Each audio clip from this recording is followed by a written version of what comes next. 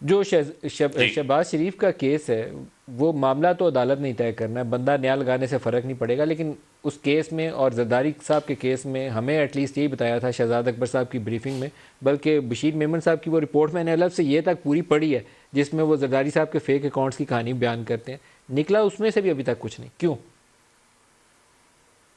नहीं नहीं, देखें, ये तो ज़ाहिरी बात है, जो प्रोसिक्यूशन है उसने केसेस जो है वो अदालतों में साबित करने हैं, उन मुतलका अदालतों में जो है वो ये चीज़ें चलनी है। लेकिन देखें, शहबाज शरीफ का जो केस है ये बड़ा सिंपल केस है। ये प्रिवेंशन ऑफ करप्शन एक्ट 1947 है, उसका जो है वो सेक्शन सी है जो 1960 के अंदर जो है वो मुतारफ़ करवाया गया था।